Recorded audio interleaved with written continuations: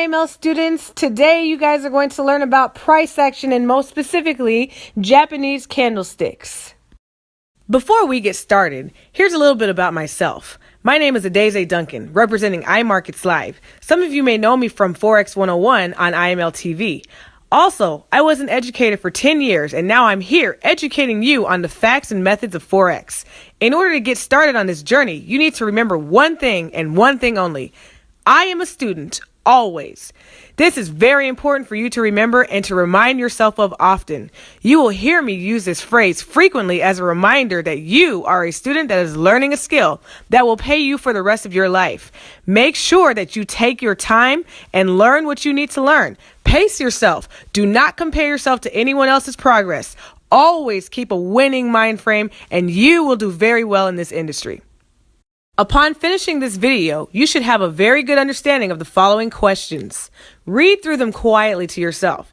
As you are taking notes, make sure to pause this video in order to answer these questions. So let's get started on what a candlestick is. In this picture, you see an example of a candlestick. These are called Japanese candlesticks, or you usually find them on the OHLC chart. I'll talk about that shortly. So this candlestick is made up of a big fat region called the body, and then the little skinny things coming out of it is called the wick, also known as the exhaustion or the shadow. It's good to follow these because they tell you a lot. I'm going to go into what each of these mean on the next slide. So I mentioned an OHLC chart, okay? What that actually stands for is open, high, low, close. So if you look over at this picture, you have the top of the wick, the very tippy top where you see the arrows pointing to highest. That means that this was the highest that this candle has reached. And then the L for low stands for lowest, which means this is the furthest down that this candle's reached. And when I'm talking about the highest up and the furthest down, do you see the body region? That body, the big fat portion? That means at one point, the body of the candle was all the way down to that tippy top or the very bottom.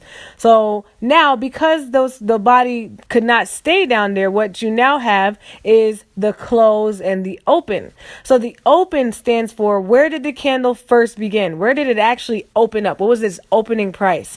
And the close was, what was its closing price? This is important when you start talking about different time frames because different candlesticks take a certain amount of time to form. Some can form in 5 minutes, some can form in 1 week. Depending on the chart you're looking at is going to determine when it actually closed, but this OHLC will tell you the actual open, high, low, and close prices in the market. Now, a little bit more about these wicks. They actually tell you a lot about decisions being made in the background. Sometimes you'll see really, really long wicks like you see in A, or sometimes you won't see hardly any wicks at all like you see in candlestick B. Wicks actually give you signs that the market is wanting to move in a certain direction. For instance, when you have long wicks forming in certain areas, it is a sign that the market, and when I say the market, I'm talking about all those candlesticks on your chart right now. You see all those candlesticks that are forming. Some of them are going up, like overall they're going up, and some of them overall are going down.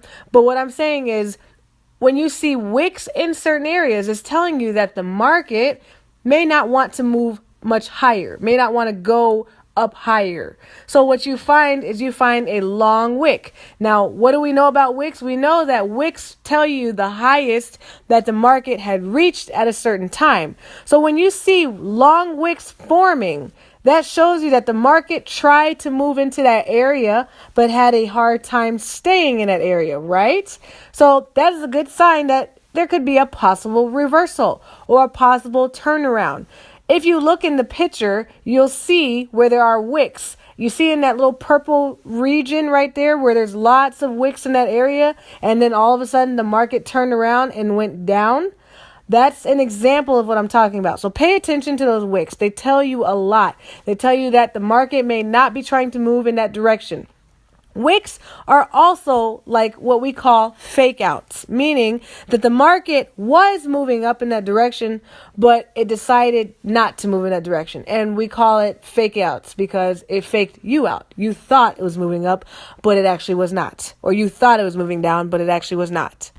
So here's another example of wicks. You see I have wicks drawn all over the place, but just take a look at this picture and look at where you see wicks, especially in those certain areas, those purple regions. Notice how you see those wicks and how the market actually did turn around. Eventually it made a complete turn. You see, at the very bottom where the arrow is pointing downwards, how the market reversed and moved upwards.